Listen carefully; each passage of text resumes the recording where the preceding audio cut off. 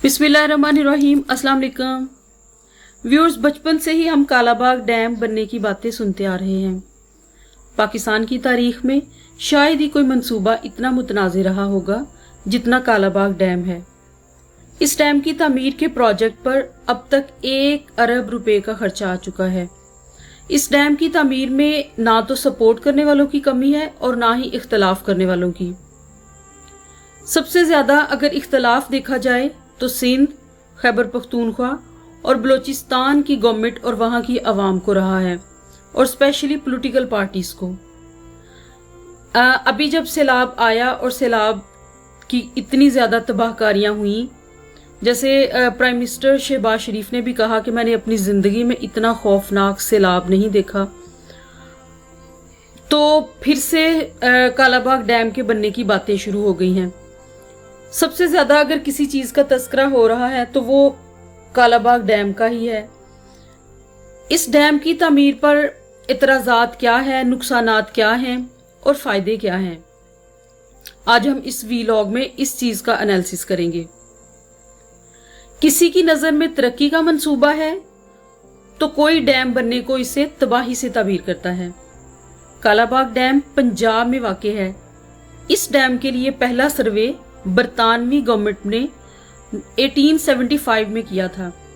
कायदे आज़म की इजाजत से फरवरी 1948 में मियांवाली के मुकाम पर हाइड्रो प्रोजेक्ट तामीर किया गया, जिसको जनाब बेराज कहा जाता है।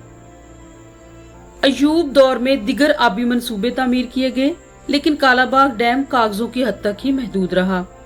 कालाबाग डैम पर जनरल ज़ियाउल हक के दौर में बाकायदा इस पे काम भी शुरू हुआ।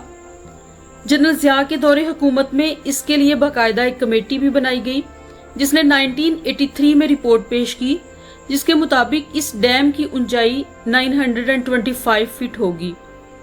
6.13 मिलियन एकड़ फीट पानी इसमें जमा किया जाना था, जो पूरे मुल्क की 50 लाख एकड़ रकबा को सैराब किया जा सकता था, और सस्ती तरीन 5000 मेगावाट बिजली पैदा हो सकती थी।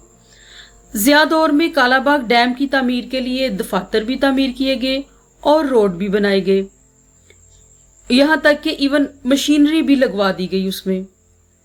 बट फिर क्या हुआ कि खैबर पख्तूनख्वा ने इतराज किया कि कालाबाग डैम के मौजूदा डिजाइन से नौशहरा, जो कि बलूचिस्तान में है, वहां के जो लोग हैं उनको इससे प्रॉब्लम होगी और वो इलाके इससे डूब जाएंगे।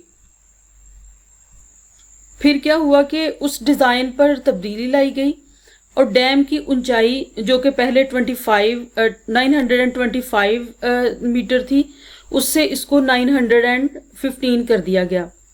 खैबर पख्तूनख्वा की बात मानी गई तो सिंध ने एतराज उठाना शुरू कर दिया।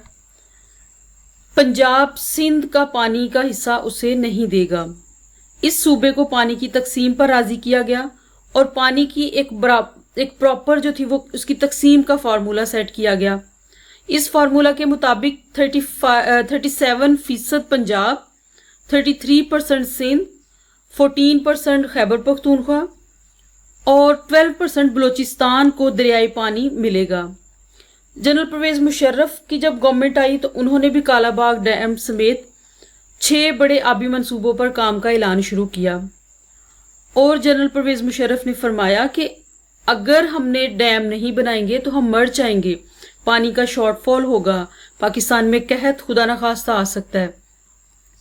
लेकिन परवेज मुशर्रफ भी कालाबाग डैम मुकम्मल नहीं कर सके। अगेन इसमें जो पॉलिटिकल पार्टीज थी, जो गवर्नमेंट्स थी, उनकी तरफ से काफी ज्यादा इसको आप कह सकते हैं कि उनकी तरफ से कंस्ट्रेंट्स खड़ी की। अगर इसके नुकसानात की बात हुई तो अब हम देखते हैं कि अगर पाकिस्तान में कालाबाग डैम बन जाता है तो इसके फायदे क्या होंगे पाकिस्तान को, पाकिस्तान की आवाम को। सबसे बड़ा फायदा जो है, पाकिस्तान के तीनों बड़े आबी ज़खायर तरबेला और मंगला डैम, जबकि चश्मा बेराज कई मजमूई तौर पर देखा जाए तो पानी ज़खीरा करने की इसकी जो सलाहियत है वो 13 मिलियन एकड़ फीट है इस टाइम पर, जबकि कालाबाग डैम अकेला, मतलब सिर्फ अगर अकेला कालाबाग डैम बन जाता है तो उससे 6 मिलियन एकड़ फीट पानी ज़खीरा करने की सलाहियत बढ़ जाएगी। اس پانی سے پاکستان میں 50 لاکھ ایکڑ جو بنجر زمین ہے، جو بالکل ناکارہ زمین ہے، وہ سیراب ہو سکے گی. اور اس سے پاکستان کو اگر یہ زرعی پرپس کے لیے اس کو یوز کرتے ہیں، زرعی پیداوار کے لیے یوز کرتے ہیں، تو پاکستان کو سالانہ 15 ارب ڈالر کی اس سے جو ہے وہ زرعی پیداوار ملے گی. اور پاکستان کو زرعی اجناس میں سے کچھ بھی درآمد نہیں کرنا پڑے گا. جیسے ہم سب جانتے ہیں، کبھی ہم لوگوں کو گندم کی شارٹ فال آتی ہے، کبھی چاول کی شارٹ فال آتی ہے، جیسے چینی کی شارٹ فال آتی ہے. تو اگر ہم یہ ساری چیز، یہ جو 50 لاکھ ایکڑ زمین ہے، اگر اس کو سیراب کر کے اس کو قابل کاشت بنایا جاتا ہے، تو جو اجناس ہیں، جو زرعی اجناس ہیں، وہ پاکستان کو باہر سے لے کے آنا نہیں پڑیں گی، بلکہ پاکستان جو اپنی ایک ریکوائرڈ نیڈ ہے وہ پوری کر سکے گا. اس کے بعد اس کا جو تیسرا فائدہ ہے وہ یہ ہے کہ خیبر پختونخوا اور پنجاب کے جنوبی علاقے، سندھ کے زرعی علاقے اور بلوچستان کے مشرقی حصے سے ڈیم کے پانی سے قابل کاشت بنایا جا سکتا ہے. خیبر پختونخوا کے جنوبی اضلاع کرک، بنو، لکی مروت، ٹانک اور ڈیرہ اسماعیل خان کو مزید 20 لاکھ ایکڑ فٹ پانی مل سکے گا. کالا باغ ڈیم کی تعمیر سے سندھ کو اضافی 40 لاکھ ایکڑ فٹ پانی مہیا ہوگا. ہم سب دیکھتے ہیں کہ سندھ میں پانی کو ایون ڈرنکنگ واٹر کتنا شارٹ فال ہے، وہاں پہ کافی زیادہ پانی کا ایشو ہے. لوگ پانی پرچیز کر کے استعمال کر رہے ہوتے ہیں، پانی کی وجہ سے لڑائیاں جھگڑے چل رہے ہوتے ہیں. ایون پولیٹیکل پارٹیز بھی اگر دیکھتے ہیں تو وہ اپنے ووٹ بینک کو انکریز کرنے کے لیے، ووٹرز کو انکریج کرنے کے لیے یا ووٹرز کی سپورٹ لینے کے لیے پانی کے مسئلے پہ پالیٹکس کر رہے ہوتے ہیں. اگر یہ پاکستان میں کالا باغ ڈیم بنتا ہے تو اس سے سندھ کو اضافی جو ہے نا وہ 40 لاکھ ایکڑ فٹ جو ہے وہ پانی مہیا ہوگا. سندھ کے ریگستانی علاقوں کی پیاس کالا باغ ڈیم سے ہی بجھ سکے گی. بلوچستان کو اس ڈیم سے 15 لاکھ فٹ پانی مہیا ہو سکے گا اور مشرقی بلوچستان کا جو 7 لاکھ ایکڑ اضافی رقبہ ہے سیراب ہو سکے گا. کالا باغ ڈیم سے پاکستان 4 سے 5 ہزار میگا واٹ سستی بجلی پیدا کر سکے گا. اس کے علاوہ 1 لاکھ افراد کو براہ راست کالا باغ ڈیم کے بننے سے روزگار بھی مل سکے گا.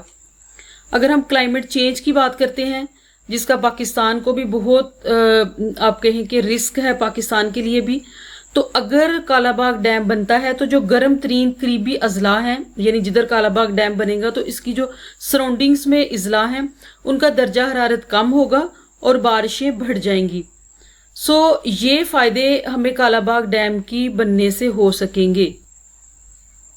ویورز، پاکستان کے علاوہ پوری دنیا کی بات کی جائے تو آلموسٹ 144 یعنی 144 ایسے اور ممالک ہیں جہاں پہ بارشیں پاکستان میں جو ابھی اس ٹائم بارش ہوئی ہے اس سے بھی زیادہ بارشیں ہوتی ہیں، بٹ وہاں پہ کبھی کوئی سیلاب نہیں آتا، کبھی کوئی اس طرح کی تباہ کاریاں نہیں ہوتی، بیکاز وہاں پہ ایک ڈریننگ سسٹم ہے اور پانی کو ریزرو کرنے کا پراپر ان کے پاس ڈیم موجود ہیں.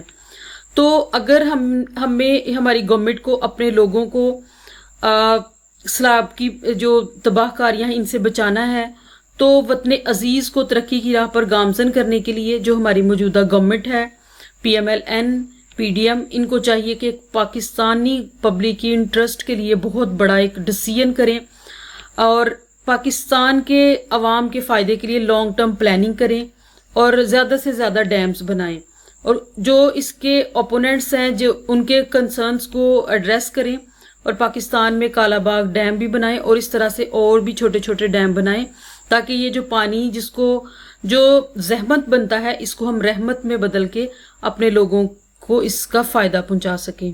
Thank you so much.